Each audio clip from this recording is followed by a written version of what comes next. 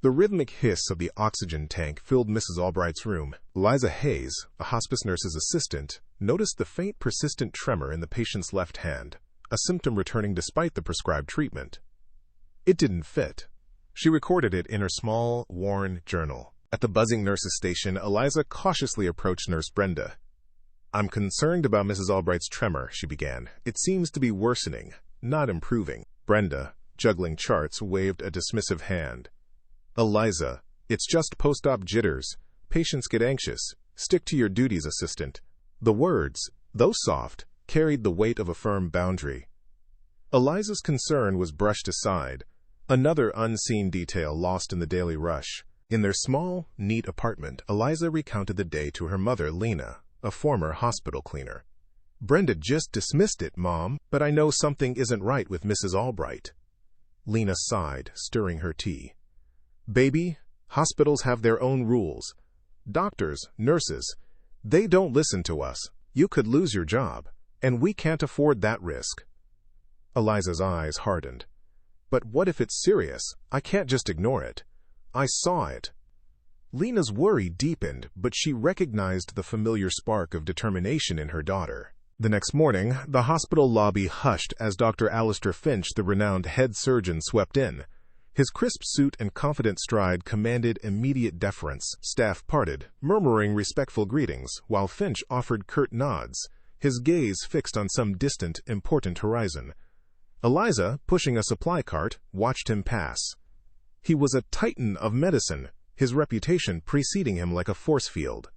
As he walked past her, his eyes, cold and dismissive, flickered over her uniform for a fraction of a second before moving on. She was invisible, a mere shadow in his grand medical empire. The lowly assistant dares to challenge the expert, coup will prevail. Eliza Hayes stood in Dr. Alistair Finch's office, a space of polished mahogany and framed accolades, feeling the weight of the plush carpet beneath her worn nursing shoes. Finch, the renowned head surgeon, leaned back in his opulent leather chair, an impatient hand gesturing her to speak. "Dr. Finch, regarding Mrs. Albright," Eliza began, her voice steady despite the tremor in her hands. "I've observed a recurring distal swelling, particularly noticeable after her evening sedation, which doesn't align with typical post-operative fluid retention." Finch cut her off with a dismissive wave. "Nurse Hayes, or is it Aide Hayes? I appreciate your enthusiasm, but I assure you, I've performed this procedure for decades.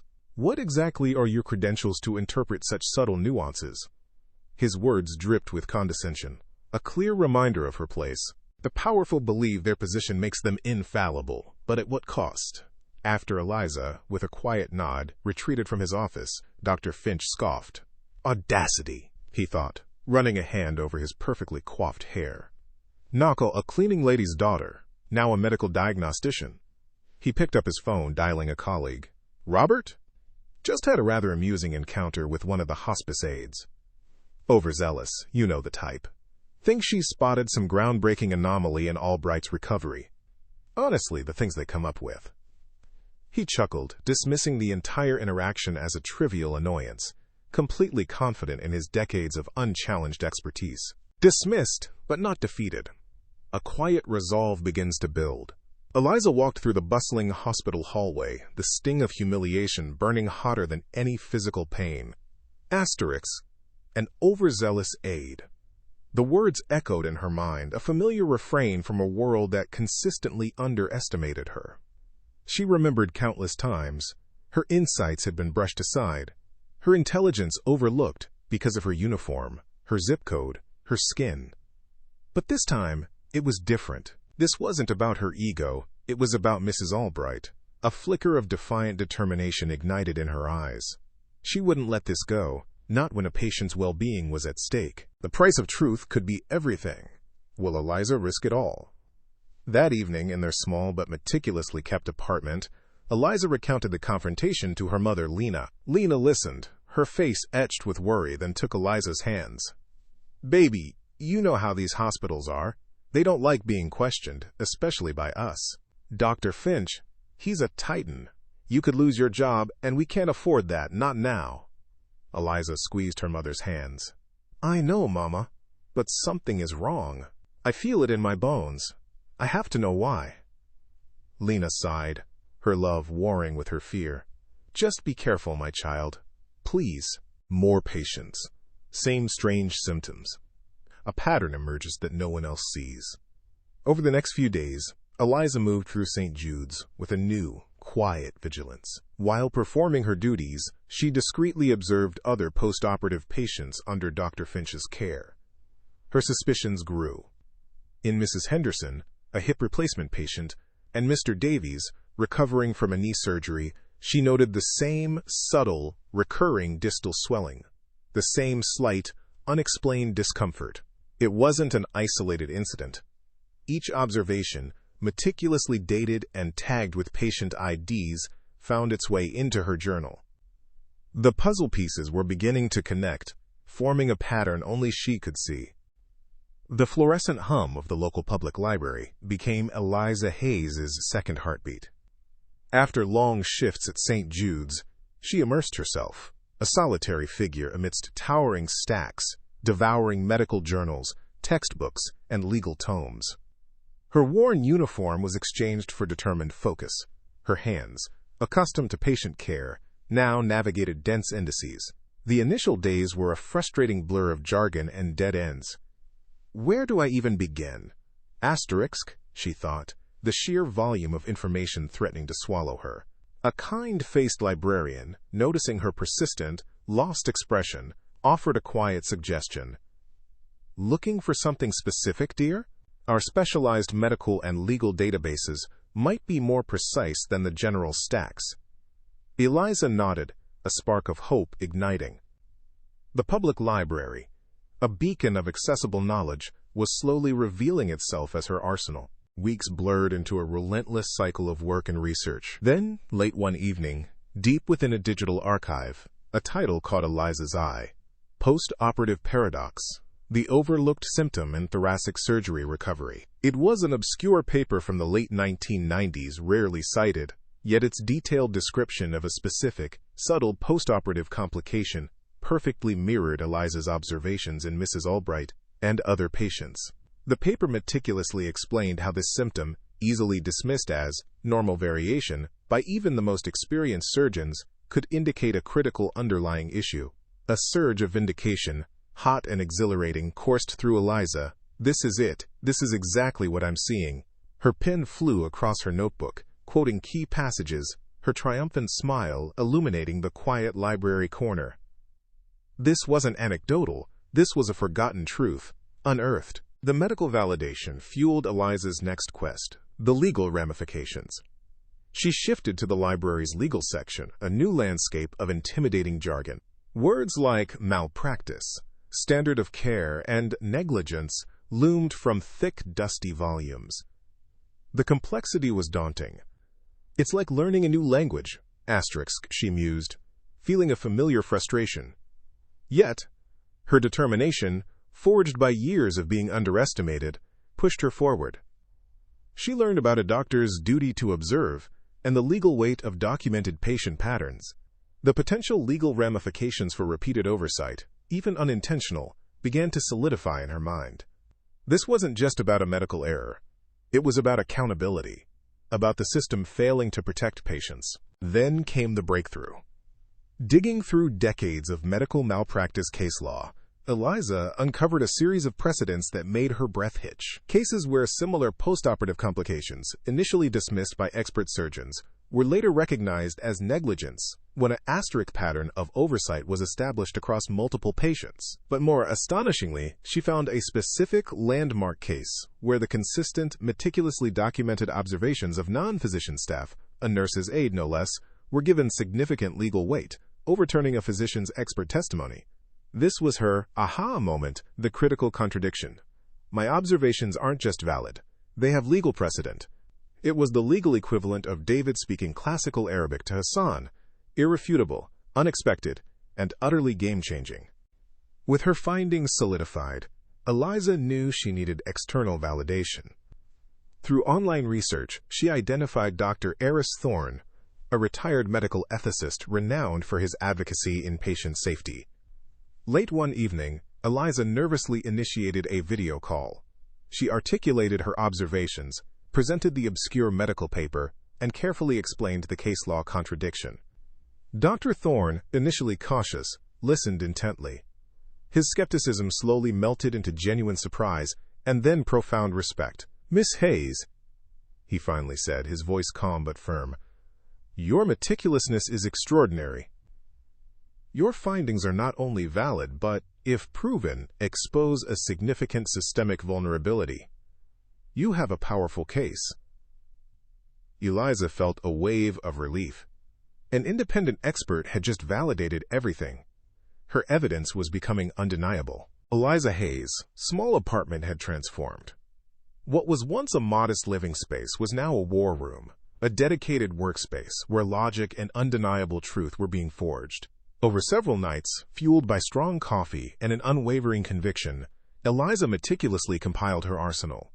Patient observations, scrawled in her journal during hurried breaks, were transcribed into clinical charts, each subtle symptom, now a quantifiable data point.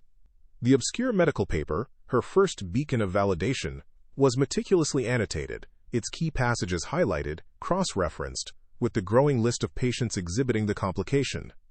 Then came the legal precedents, dense and labyrinthine, now distilled into clear, concise summaries, showing how a pattern of overlooked observations could constitute negligence. She wasn't just gathering information, she was building a fortress of facts, structuring it all into a professional-looking binder. Each section flowed logically, a narrative of oversight leading to a conclusion of undeniable legal and ethical concern.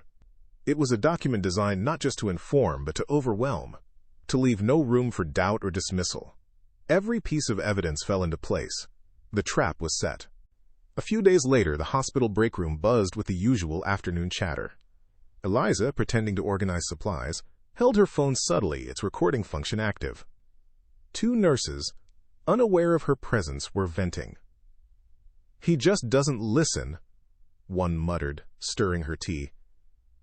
"Dr. Finch thinks his way is the *only way. I told him about Mrs. Davies, post-op nausea being different, not just anxiety. But he just waved me off." The second nurse sighed. "Tell me about it. Remember Mr. Henderson?" Finch insisted it was just a slow recovery, ignored everyone until it was almost too late. The casual, frustrated dialogue, filled with specific examples of Dr. Finch's dismissive arrogance and rigid adherence to his own methods, was a chilling confirmation. Eliza felt a jolt of shock, quickly replaced by a cold, strategic validation. This wasn't just about medical oversight. It was about a deeply ingrained professional bias, a refusal to consider input from those he deemed inferior. This hidden recording, the arrogant doctor's true colors, were about to be exposed. The night before the confrontation, Eliza stood in her apartment, facing the mirror, her meticulously prepared binder open on a small table. Lena, her mother, watched from the worn armchair, a mix of fear and fierce pride etched on her face. "So the first thing is the medical paper," Eliza began, her voice calm but firm. "Then the patient data, showing the pattern. And then the case law. Lena, the legal precedent that proves ignoring these observations is negligence." Lena nodded slowly, her hands clasped. "It's so much, baby. Are you sure you're ready for this?" Eliza met her mother's worried gaze in the mirror. "I have to be, Mama. Too many people have been overlooked. Too many patients put at risk because no one listened." Lena's eyes welled slightly. "I'm so proud of you, Eliza, more than you'll ever know. Just be careful." Eliza took a deep breath, her resolve hardening. Tomorrow, everything changes. The quiet Aide prepares for battle. In his opulent office, bathed in the soft morning light filtering through high windows, Dr. Alistair Finch reviewed his schedule with a confident flourish. A minor administrative concern about budget allocations for junior staff training was quickly dismissed with a wave of his hand. "Unnecessary expenditure," he mused internally. "My methods have produced results for decades."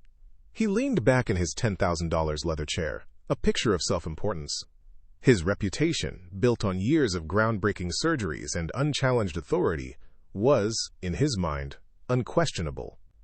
He was completely unaware of the quiet Aide, who was even now making her way through the hospital corridors, or the magnitude of what she carried in her unassuming bag. He had a full day of important meetings, a golf game later, and a reputation to uphold. The calm before the storm. The powerful remain ignorant of their impending downfall. Eliza Hayes, dressed in a crisp, dark suit that lent her an air of quiet professionalism, arrived at Dr. Finch's lavish waiting room. The secretary, a woman accustomed to deferring to the powerful, looked up, surprised by Eliza's presence. "May I help you, Miss Hayes?" she asked, a hint of confusion in her tone. "I have an appointment with Dr. Finch," Eliza replied, her voice steady and firm, though her heart hammered against her ribs. The secretary, after a hesitant glance at the schedule and a quick, whispered call, reluctantly nodded. "He'll see you for a moment. He's very busy." Eliza walked purposefully towards the imposing office door, her small but heavy binder clutched in one hand, a discreet, tiny recorder secured in her pocket.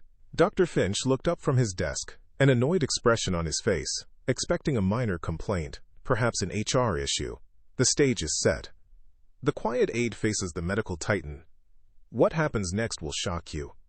Eliza Hayes stood before Dr. Alistair Finch's grand desk, the heavy silence of the office, a stark contrast to the storm brewing within its walls.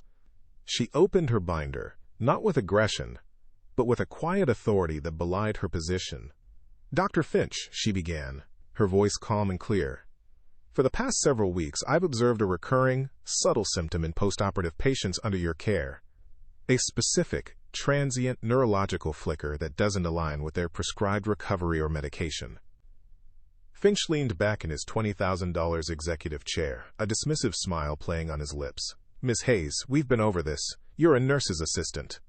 Your observations are likely a misinterpretation of normal post-op variations, or, perhaps, patient anxiety." He made a show of checking his watch. "My time is valuable." Eliza ignored the jab. She slid a printed medical paper across his gleaming mahogany desk. "This is an article from the Journal of Obscure Surgical Complications, published in 1998. It details a specific postoperative complication easily overlooked that perfectly matches what I've been seeing. It's often misdiagnosed as anxiety or fatigue, particularly by busy surgeons." Finch glanced at the paper, then back at Eliza, a short, derisive laugh escaping him. "A 25-year-old paper? And you, an Aide, are now an expert in obscure neurological pathology? This is anecdotal at best, a fantasy at worst." He waved a dismissive hand. "You're clearly overstepping." Eliza's gaze remained steady, unwavering. "It's not anecdotal, Dr. Finch." She opened her binder fully, revealing meticulously organized charts. Each page was a precise record. Patient ID, date, time, detailed description of the symptom, and the correlating prescribed treatment. She laid them out, one by one, across his desk, a mosaic of undeniable consistency. "Here are my notes from Mrs. Albright, Mr. Henderson, Ms. Davies, Mr. Chen, and 6 others. All post-operative, all under your care, all exhibiting the exact same neurological flicker, often dismissed as restlessness or mild disorientation." Finch's amusement vanished, his brow furrowed as his eyes scanned the pages, the precise handwriting, the objective details, the sheer volume of documented instances. It was more than an Aide's fleeting concern. This wasn't a fantasy. This was data. He picked up a chart, his thumb tracing a column of dates. "These are consistent," he muttered, a note of genuine confusion entering his voice. The pattern was undeniable, a cold, hard truth emerging from Eliza's careful observations. This was a systematic error, not an isolated incident. "Consistent, yes," Eliza affirmed, her voice gaining a quiet power. "And legally, Dr. Finch, that consistency changes everything." She turned to another section of her binder, revealing highlighted legal documents. "I've also researched medical malpractice case law. Specifically, cases where a pattern of overlooked postoperative complications, even subtle ones, has been deemed negligence. There's a precedent, Henderson versus St. Augustine Medical Center, 2007, where the consistent, documented observations of non-physician staff were given significant weight, leading to a substantial judgment against the hospital and the attending surgeon. Finch's face, usually ruddy with confidence, drained of color. His hand, resting on the polished desk, began to tremble imperceptibly. Negligence. Lawsuits. His pristine reputation, built over decades, suddenly felt like a fragile glass sculpture. He had dismissed her observations as a minor annoyance, but she was talking about a legal earthquake. The casual arrogance that had defined his career was being chipped away, replaced by a cold dread. He swallowed hard, his eyes wide with a fear he hadn't known in years. "Perhaps you'd like to hear it from someone with more established credentials?" Eliza suggested, her voice calm, almost sympathetic. She pulled out a small tablet from her bag and initiated a video call. Within seconds, a distinguished silver-haired man appeared on the screen, sitting in what looked like a home library. "Dr. Thorne," Eliza said, "thank you for taking this call. I'm with Dr. Alistair Finch. Could you please reiterate your assessment of my findings?" Dr. Aris Thorne, a name synonymous with medical ethics, nodded gravely. "Dr. Finch," he began, his voice deep and authoritative. "Ms. Hayes reached out to me regarding her meticulous observations. I reviewed her patient data, her medical research, and her analysis of the case law. Her findings are not only compelling but, frankly, alarming. The pattern she's identified, combined with the legal precedents she's unearthed, indicates a serious breach in the standard of care. Any court would view this as a significant professional oversight, potentially bordering on systemic negligence." Finch stared at the screen, his mouth slightly agape. The last shred of his denial disintegrated. This wasn't some overzealous aide. This was a meticulously prepared case, validated by an authority he couldn't simply dismiss. There was nowhere left to hide. Finch sank back into his chair, the fight draining out of him. His voice was subdued, almost a whisper. "Miss Hayes, Eliza, why? Why pursue this with such zeal? You could have lost your job, your career." Eliza met his gaze, her expression softening slightly. "Dr. Finch, I grew up in a neighborhood where quality healthcare was often a luxury, not a right. My mother worked tirelessly as a cleaner in hospitals like this, seeing patients come and go, hearing stories. She taught me that sometimes the most important things are overlooked by those in power." Eliza paused, a hint of vulnerability in her tone. "I didn't have the privilege of attending prestigious medical schools. My education came from public libraries, from every medical journal and legal text I could get my hands on. From observing, truly observing, every single patient under my care." She continued, her voice firm once more.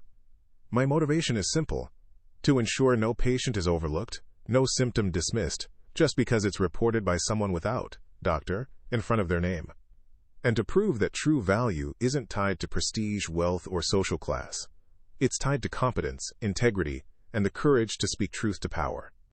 Finch looked down, absorbing her words. The shift in the room was palpable. A lifetime of unquestioned assumptions began to crumble. Her story wasn't just about medicine. It was about a lifetime of fighting to be seen. Eliza reached into her binder one last time, pulling out a small, sleek digital recorder. Finch watched her every move, a growing unease in his gut. "Before we discuss what happens next," Eliza said, her voice devoid of emotion, "I have one more piece of evidence." She pressed play. The office was suddenly filled with familiar voices, though Finch couldn't immediately place them.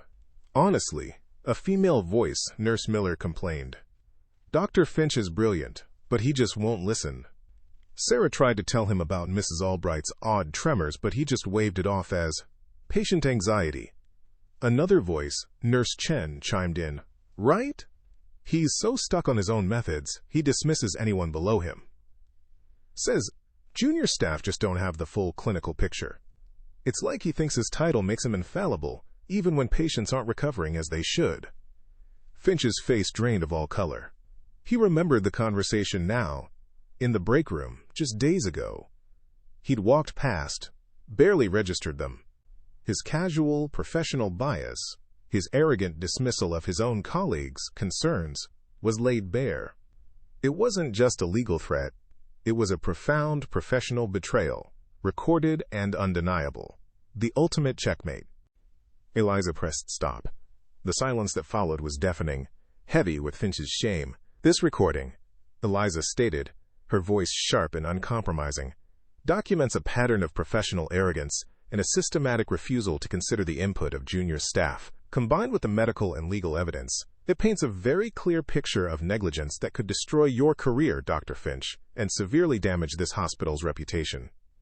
She then calmly laid out her demands, her voice unwavering. Here are my terms. You will issue a public apology, acknowledging your past arrogance and the systemic oversights. You will establish a patient safety and observation fund for overlooked cases, ensuring restitution and timely intervention. You will implement a revised protocol for considering and documenting all staff observations, from aides to nurses to junior doctors. And I will be promoted to patient advocate and quality assurance specialist, with a fair salary and the authority to oversee these changes. Finch stared at the pre-drafted agreement document Eliza pushed across the desk, his hands trembling. This is audacious. You can't. I can, Dr. Finch, Eliza interrupted, her gaze piercing. And if you don't sign this, then this recording, along with all my compiled evidence, will go straight to the state medical board, the hospital board, and every major news outlet in the city. You have a choice: public humility and systemic change, or professional ruin. Finch looked from the contract to Eliza, then out the panoramic window at the sprawling city, a world he had once believed he effortlessly commanded.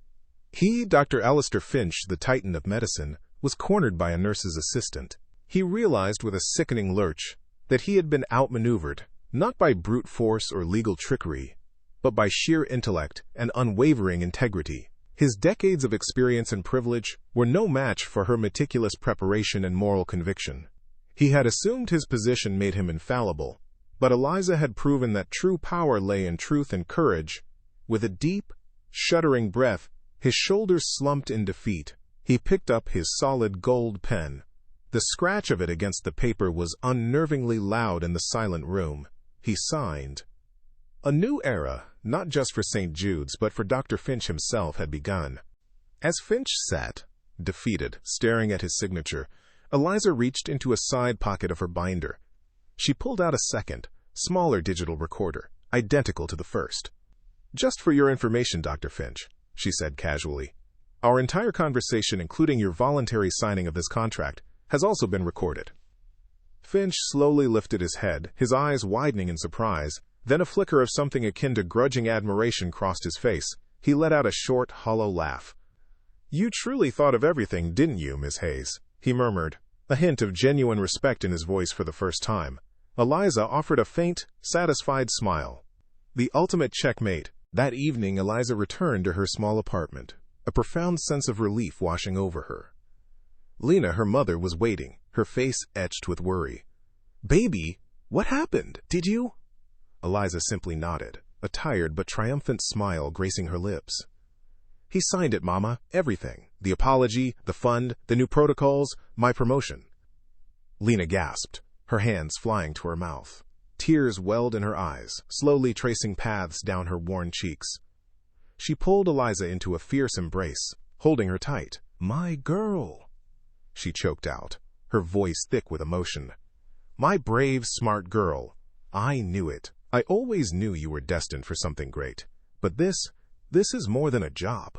This is justice. I'm so proud of you, not just for what you did, but for how you did it. With your head held high, with integrity. It was a moment of shared triumph, a cathartic release after years of quiet struggle. A few weeks later, the hospital auditorium buzzed with an unusual energy. Hospital staff, local media, and even a few board members gathered. Dr. Alistair Finch stood at the podium, a figure noticeably humbled, his usual crisp demeanor replaced by a solemn sincerity. He cleared his throat. I stand before you today, he began, his voice resonating through the room, to offer a profound and sincere apology.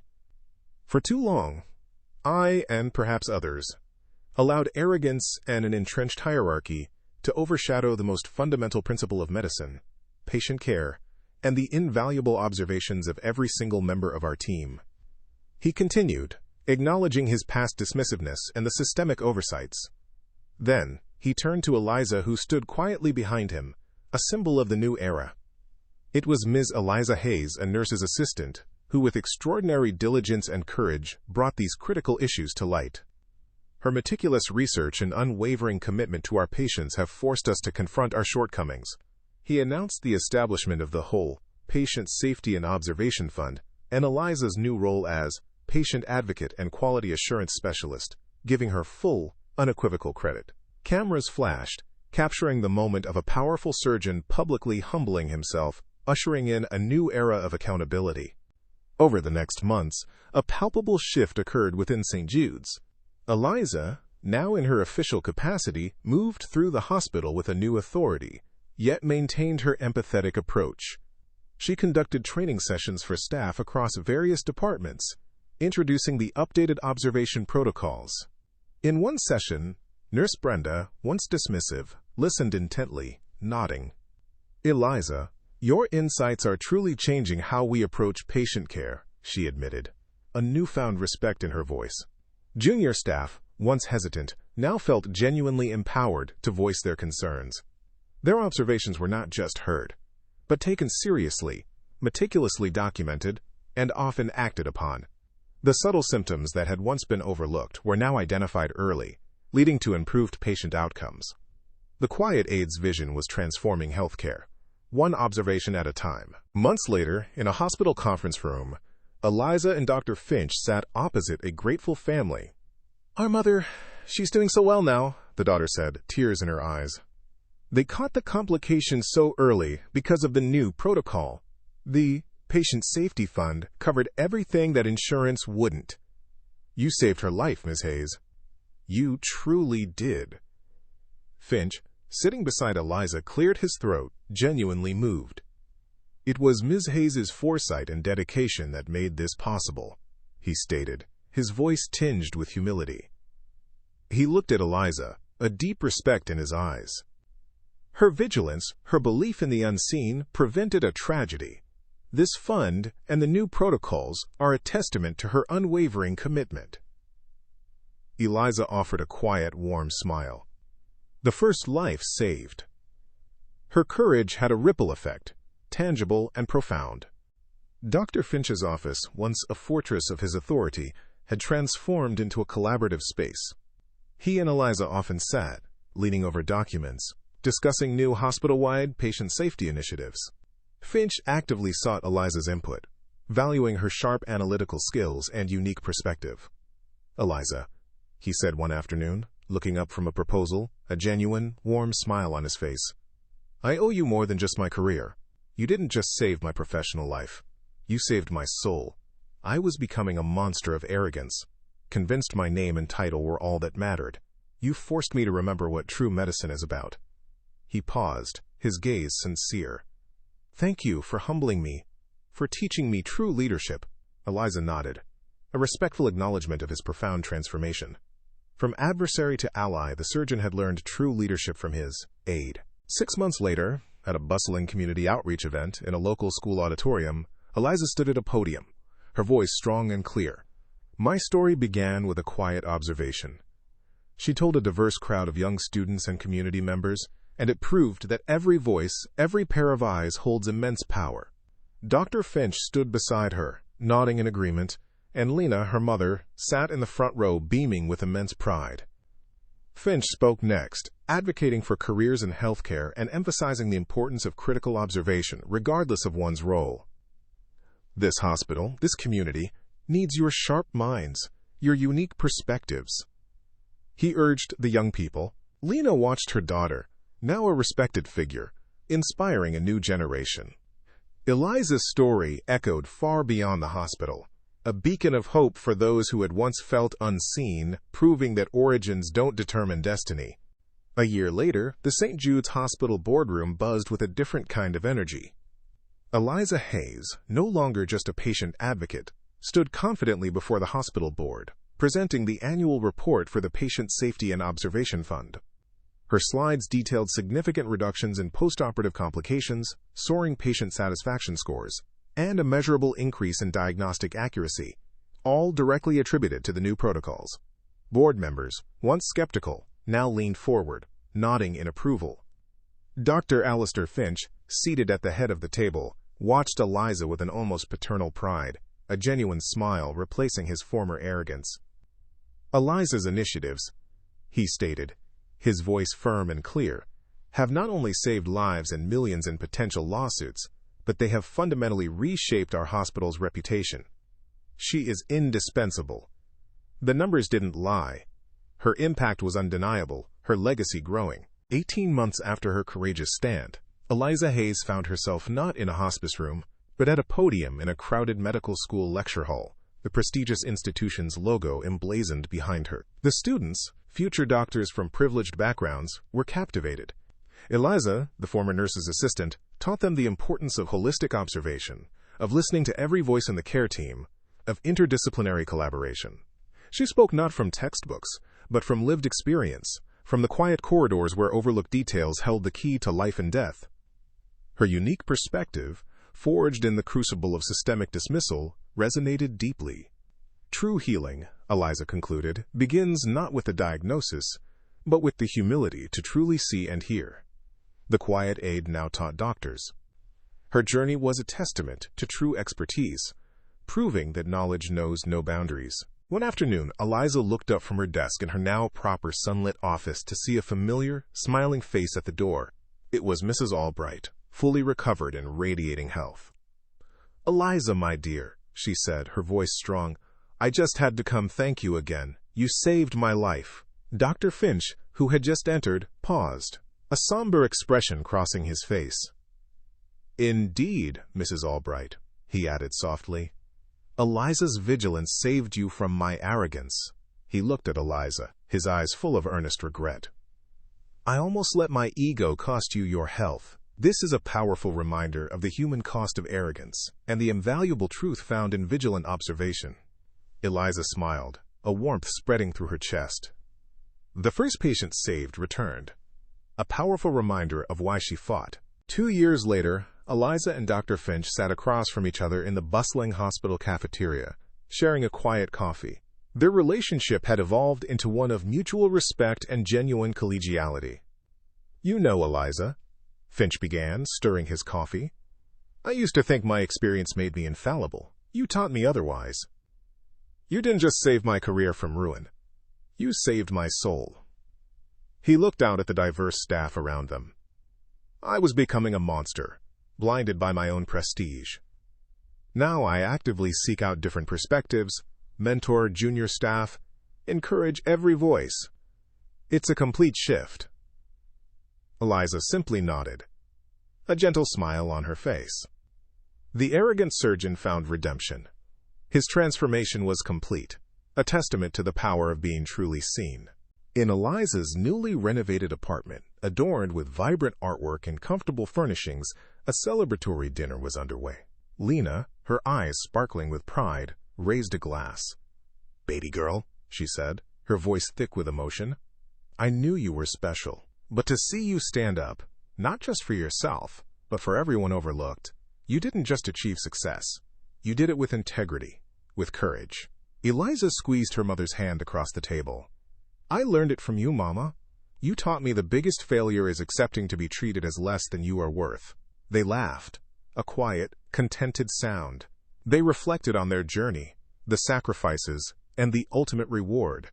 Success shared is success doubled. The family that fought together, thrived together. 2.5 years after the whirlwind, at a hospital press conference announcing a new patient safety initiative, a journalist turned to Dr. Finch. "Dr. Finch," she asked, "how do you explain Eliza Hayes' unconventional rise to power, from nurse's assistant to a driving force in this institution?" Finch smiled, a genuine knowing smile. "True leadership," he stated, "isn't about being the smartest person in the room. It's about recognizing and nurturing intelligence wherever it's found, regardless of title or background." The journalist then turned to Eliza. "And you, Miss Hayes, what's your advice to other young people who feel overlooked?" Eliza paused, her gaze sweeping across the room, meeting her mother's proud eyes. "Never let anyone define your worth based on appearances or circumstances. Your origins don't determine your destiny. And always, always have evidence to back up your claims. The world wanted to know their secret. Their story became a beacon of hope. A few years later, Eliza Hayes' office at St. Jude's was no longer a small utilitarian space. It was a hub of innovation, filled with large monitors displaying complex data.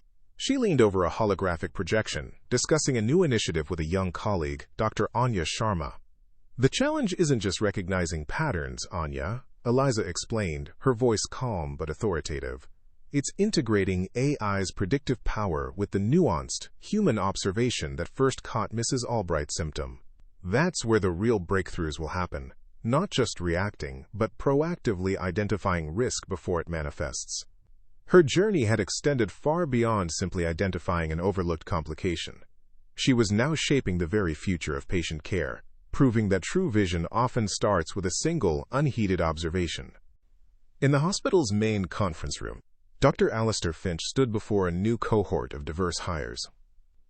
He was a different man entirely, his crisp suit now complementing a genuine warmth in his eyes. "Welcome to St. Jude's," he began, his voice resonating with sincerity. "And welcome to the Dr. Finch Mentorship Program. Here, we don't just train medical professionals. We cultivate observant minds, we champion diverse perspectives, and we listen to every single member of our staff." He gestured to Eliza, who stood beside him, a symbol of the hospital's transformed culture. Eliza Hayes inspired this change. She taught me that true leadership isn't about being the smartest person in the room, but about recognizing and nurturing the intelligence in every room. The eager faces of the new hires, a tapestry of backgrounds, reflected a commitment to inclusivity that had once been unimaginable. At a vibrant community center, Lena Hayes, no longer just a cleaning lady, but a respected figure in her own right, stood at a podium. Her dress was simple, but elegant, her posture confident.